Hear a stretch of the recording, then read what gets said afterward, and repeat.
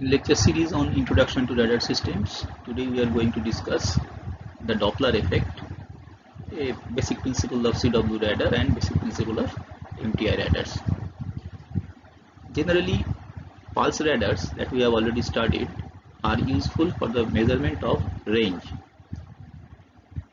and they are not suitable for the measurement of the velocity, particularly the radial velocity. That means the velocity with which the target approaches towards the radar or recedes from the radar. So we need some other principle for the measurement of such velocity, which is completely different from that of the pulse radar system. And for that we have to use this effect called the Doppler effect, that is similar to the effect that we have already that is very popular kind of effect shown in connection with acoustic signal. So let us see the meaning of Doppler effect. We are familiar with this type of Doppler effect.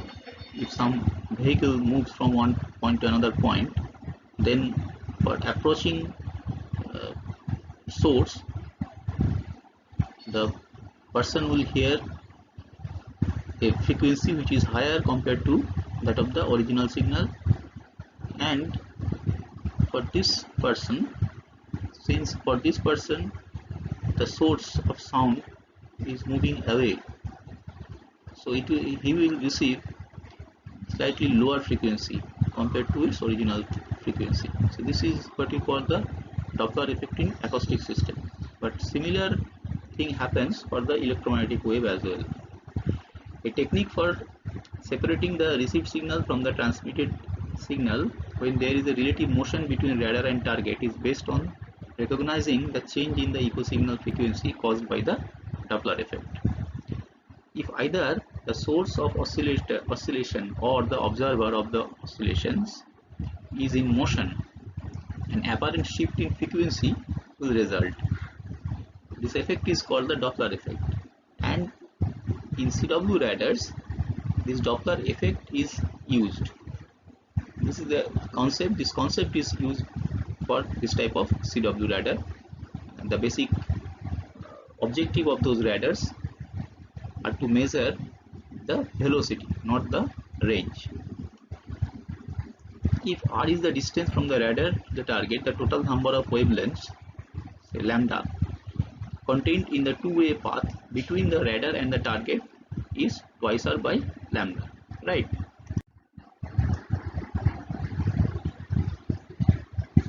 Now we are going to have some expression for Doppler shift. Since one wavelength corresponds to a phase angle excursion of 2 pi radian, the total phase angle excursion phi made by the electromagnetic wave during its transit to and from the target is 4 pi into r by lambda radians. If the target is in motion, r and corresponding phase phi are continuously changing. A change in phi with respect to time is equal to the frequency. So this is the Doppler angular frequency omega d, and it can be written in this way: omega d equal to 2 pi fd. Fd is the Doppler frequency shift in hertz.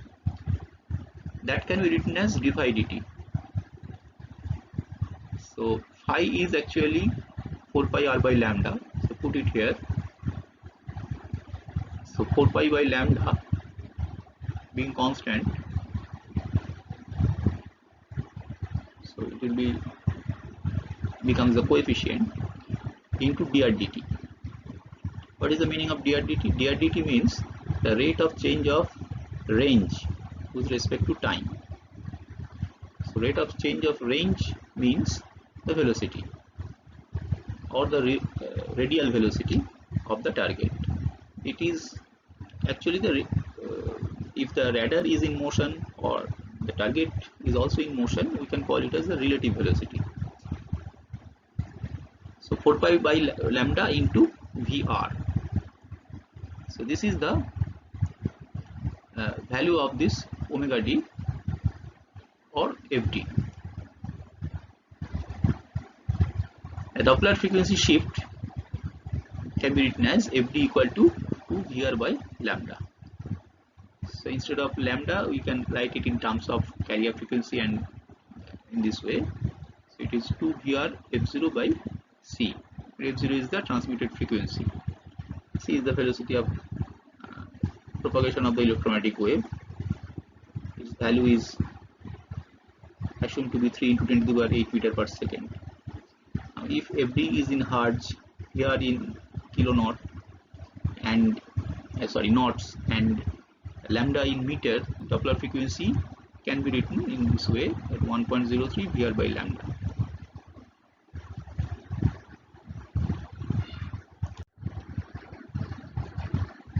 So this principle is used for the measurement of the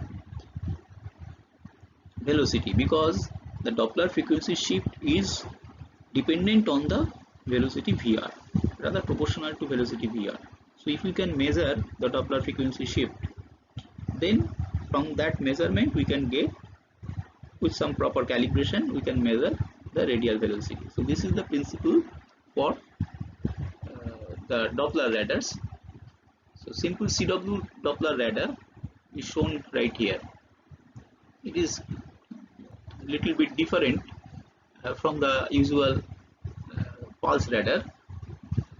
So in the transmitter, instead of pulse transmitter, we have a CW transmitter with frequency say F0. Now this transmitter may consist of oscillator, amplifier, filter, etc. So everything is included in this block. So F0 frequency is emitted by the transmitter, high power F0 frequency, and it is continuous wave, and it emerges from the antenna, moves to the target, and a portion of this transmitted signal will come back to the radar. But thing is that since the target is moving with respect to this antenna, so obviously the returned echo will have some Doppler shift, and the Doppler shift is say FD. So returned signal will have a frequency of F0 plus minus FD.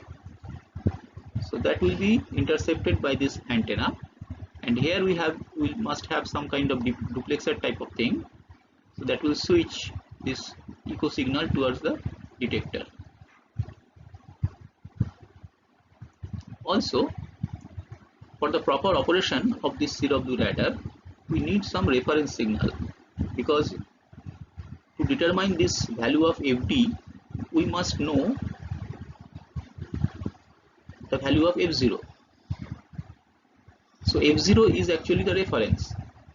So until we have some reference, we cannot measure it. So what is done? There must be some leakage path. Here it is shown as if a leakage path is there. So through this leakage path, the original transmitted signal will enter, and the echo signal with Doppler shifted frequency will also enter in the detector. Detector by principle in this case is nothing but a mixer. So once it multiplies these two signals, the difference frequency will be the Doppler frequency, and that Doppler frequency is detected with the help of Doppler filter. The response of this filter is here, and then finally there must be some indicator so that we can see the result. So let us see how this work, the basic principle of the operation. So moderate amount of leakage entering the receiver along with the echo signal supplies the reference necessary for detection of the Doppler frequency shift. CW signal of frequency F0 generated by transmitter is radiated by antenna. Received signal frequency from moving target is shifted by plus minus FD. Plus sign is for approaching target. The detector or mixer multiplies the echo signal F0 plus minus FD with transmitted leakage signal of frequency F0. The Doppler filter allows the difference frequency from the detector to pass and rejects the higher frequencies. The Doppler frequency filter has a lower frequency cutoff to remove from the receiver output the transmitter leakage and clutter echoes. The upper frequency cutoff is determined by the maximum radial velocity expected of moving target. So this section is determined by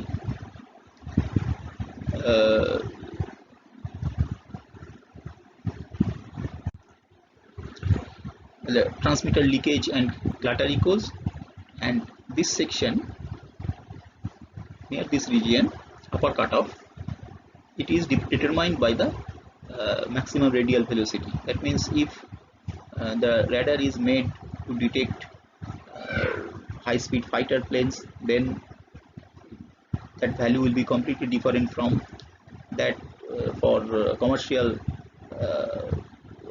flights, that will measure the velocity of commercial flights.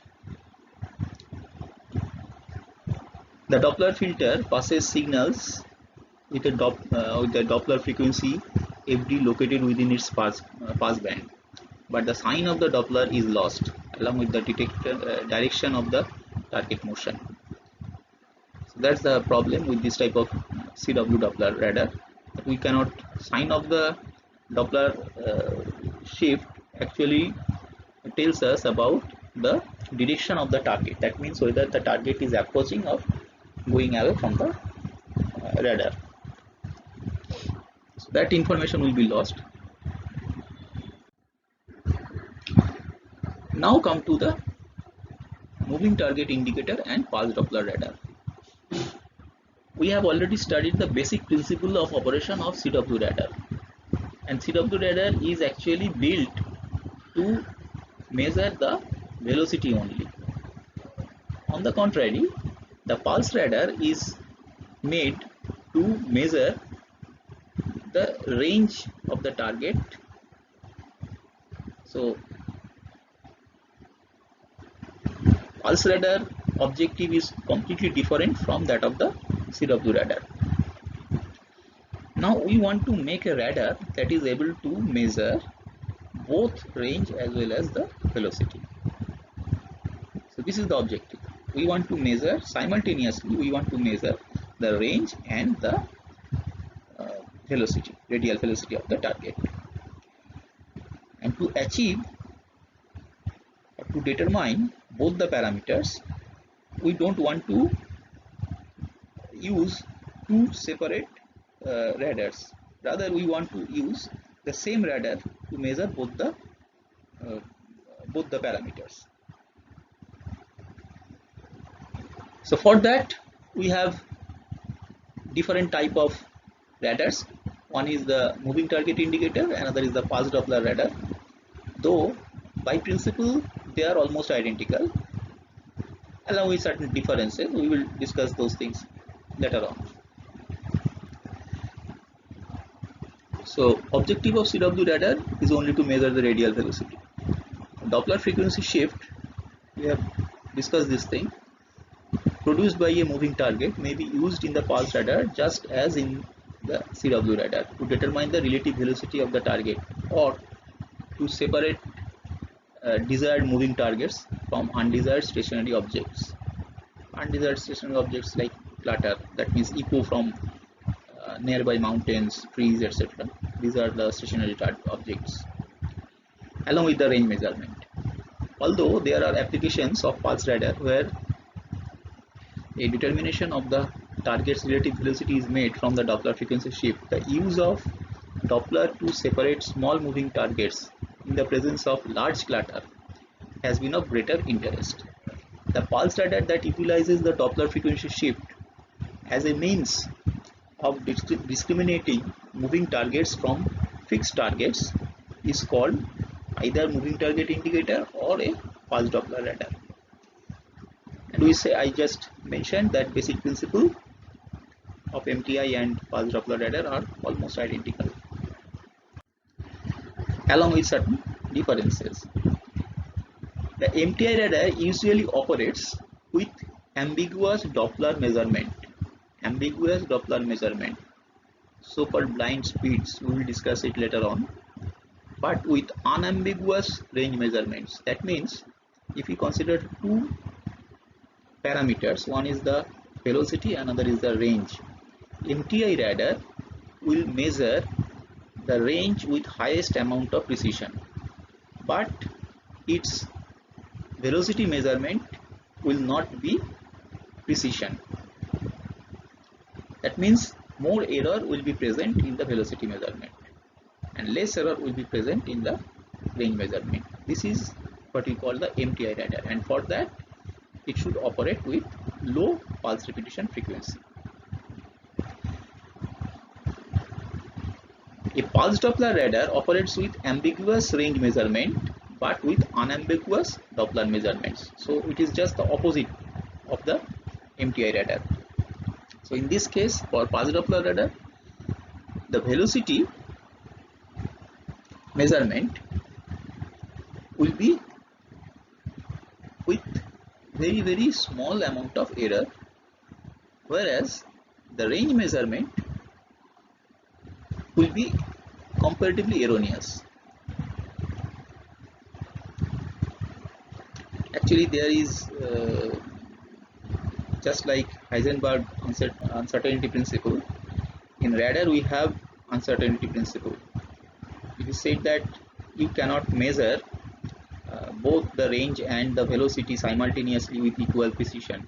If you measure with one, and there is a minimum limit actually, just like Heisenberg uncertainty principle, here also we have some limitations.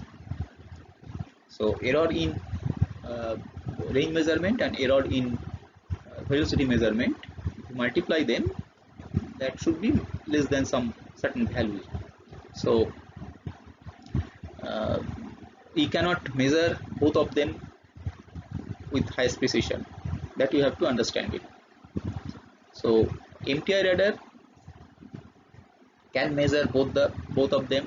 Doppler radar can measure both the parameters, but thing is that MTI radar measurement, for MTI radar measurement, the range will be with very high degree of precision, whereas for pulse Doppler radar, velocity measurement will be of high degree of precision. Now we have to understand the principle of operation of this type of radar, either pulse Doppler radar or MTI radar. The principle wise, they are almost identical. The output of stable, so first consider this block diagram. We have CW oscillator generating a frequency of Ft that is given to the power amplifier, which is operated or controlled by this pulse modulator. This pulse modulator actually switching on and off this power amplifier. So at the output we are getting pulsed waveform of frequency Ft. Now it will go to the target and some portion of the power will be reflected back with some kind of change in frequency. Here in this block diagram we have shown two antenna. So we have different receiver antenna. So receiver will receive this incoming echo and it will take some reference signal from the original transmitted signal. That reference signal may be leakage or reference signal may be through some circuitry. So receiver will receive and it will generate the corresponding FD, and that will be given to the indicator for the display.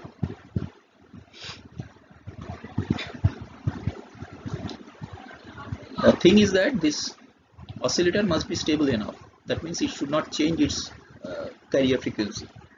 If carrier frequency changes, then it will be reflected in the measurement of FD. So it must be stable enough. The output of the stable CW oscillator is turned on and off to generate a series of high power pulses. The received echo signal is mixed with the output of the CW oscillator, which acts as a coherent reference to allow recognition of any change in the received echo signal frequency. Now, transmitted signal is assumed to be sinusoidal in nature, so it can be written as A1 sine 2 pi ft t. This A1 is the amplitude, ft is the frequency generated by this oscillator. So reference signal, this one, should be identical to the transmitted signal. The only thing is that this transmitted signal is of high amplitude, but the reference signal must be of very low amplitude. So we have changed the, from A1 we are assuming it is A2. A2 is very low actually. So reference voltage can be written as A2 sine 2 pi ft.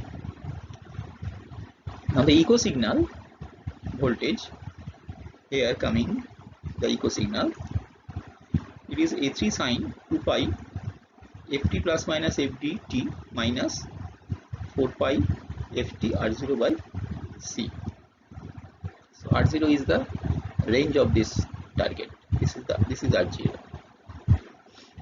So it will be delayed by some factor. 2 pi f1 ft r0 by c is basically a small amount of delay, because the received signal will be delayed by some amount.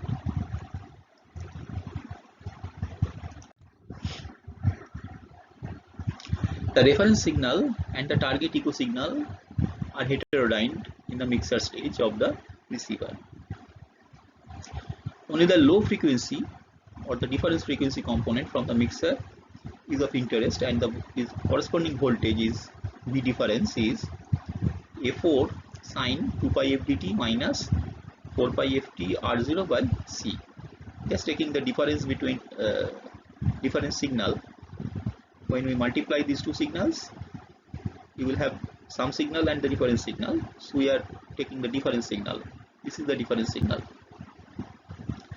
So difference signal frequency is the Doppler frequency FD here. Now for stationary targets, the Doppler frequency shift will be 0, right? So for stationary target, this V difference will not vary with time, because under this condition FD, if FD is 0, then it becomes A4 sine minus 4 pi ft r0 by c. So everything is constant. Since everything is constant, so V difference will be a pure DC, right? So for stationary platter or stationary targets, this V difference will be constant, and that is why we need very stable oscillator, because if Ft varies, then V difference will not be DC, it will have certain value.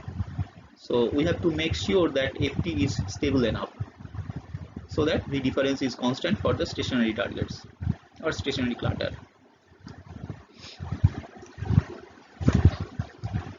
And its value will be from plus A4 to minus A4. It may be 0 also.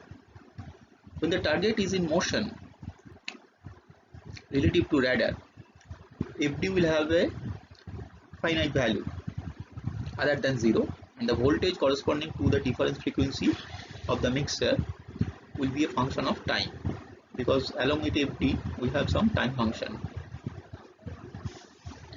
So it will vary in a sinusoidal fashion. If FD is finite, then V difference will vary in a sinusoidal fashion. Now consider two cases. In the first case, Doppler frequency FD is large compared with the reciprocal of the pulse width. This is the case.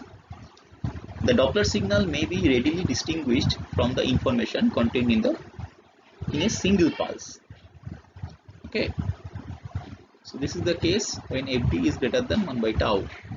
Tau is the pulse width. Now consider case 2. This is the case with fd less than 1 by tau. So fd is small compared with the reciprocal of the pulse duration. The pulse will be modulated. As you can see, the pulse is now modulated. Many pulses will be needed to extract the Doppler information. So single pulse will not work, we need number of pulses. So very common for aircraft detection radars.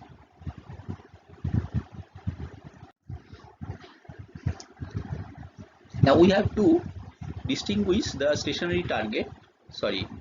moving target from the stationary clutter or stationary targets. So to do so, suppose we are observing the radar signal with a scope display. Scope display means time with or time or range in x-axis, and y-axis we have the amplitude. So sweep by sweep we are observing, right? So this is the first sweep. This is the second sweep. Thing is that if we have some moving targets right here and right here, and as we have seen that because of moving target, the difference voltage will vary in a sinusoidal fashion. So for first sweep the amplitude was this for this target, but for second sweep amplitude will vary. For third sweep amplitude will again vary. For fourth amplitude will vary. So in this way, sweep by sweep, the amplitude of the moving targets will vary. But for stationary targets, what happens? Since for stationary target fd is constant, so there is no change in the reference voltage. Sorry, V difference. That means V difference is pure DC for a particular target. So there will be no change sweep by sweep, right? So on the basis of a single sweep, moving targets cannot be distinguished from fixed targets. One sweep will not work, so we have to observe number of sweeps. Echoes from fixed targets remain constant throughout, but echoes from moving targets vary in amplitude from sweep to sweep at a rate corresponding to the Doppler frequency. The moving targets produced with a time a butterfly effect on the scope like this, because in the scope display these sweeps are coming at a very fast rate. So what happens, this section will change at a very fast rate. So you will see as if something is moving. At this point is actually moving, showing a butterfly effect here and here corresponding to the moving target.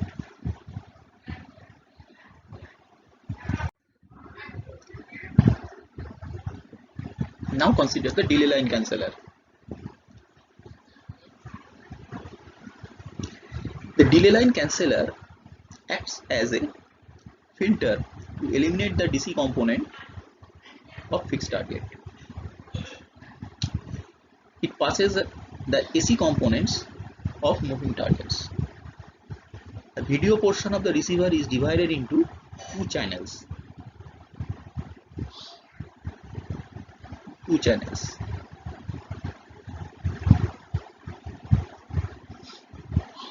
One is the normal video channel equal to the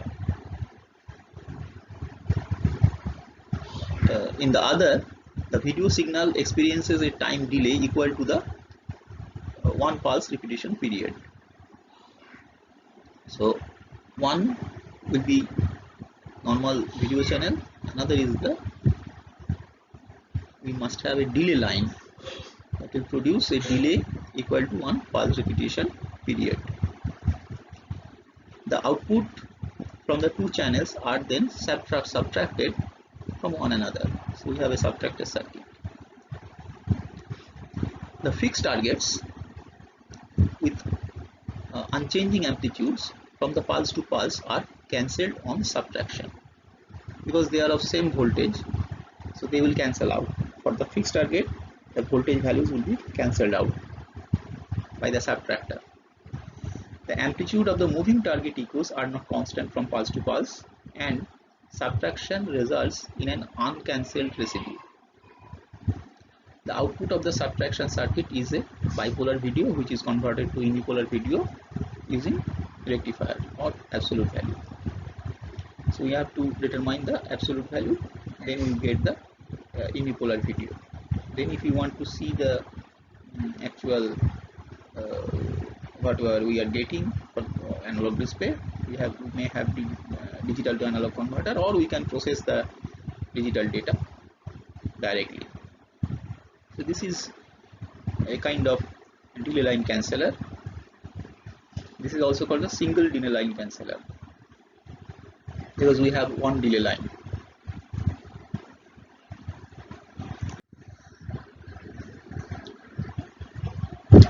Now consider the MTI radar with power amplifier transmitter.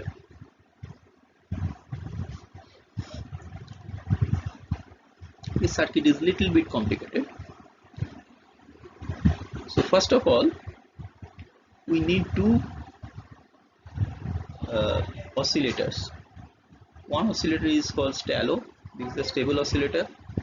Another oscillator is called COHO. This is the coherent oscillator. These two oscillators are mixed to produce FL plus FC. This one is FL, this one is FC. So it will produce FL plus FC. So FL plus FC actually is the RF signal. So we have a power amplifier that is controlled by modulator, pulse modulator. So at the output we have FL plus FC signal. So basically these are pulse signals. So that is going towards through the antenna. They will go to the target. Here the reference signal is actually taken in a different way. The COHO signal is the reference signal. So COHO output is the reference output.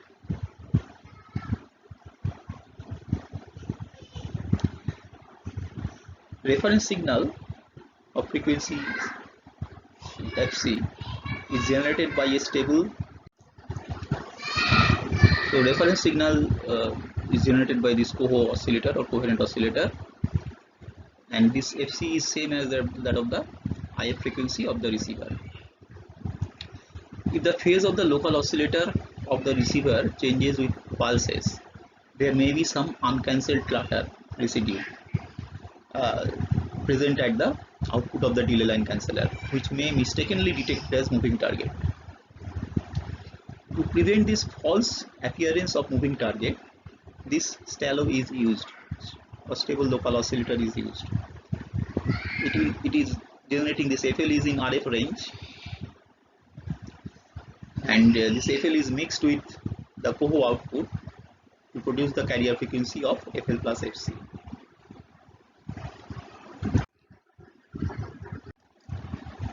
Now returned signal FL of frequency FL plus FC plus minus FD. This is the Doppler frequency shift. We are heterodyning with the STALO first to produce the intermediate frequency. Intermediate frequency for the echo signal is FC plus minus FD, right? Now reference signal from COHO and the IF echo signal are fed into the mixer, and that mixer is the phase detector. So this phase detector output is proportional to the phase difference between the two input signals. So output of the phase detector contains the moving target information FD, which is given to delay line canceller for further processing. So this is how MTI radar with power amplifier transmitter works. So thanks for your attention. We will meet in the next class. Thank you very much.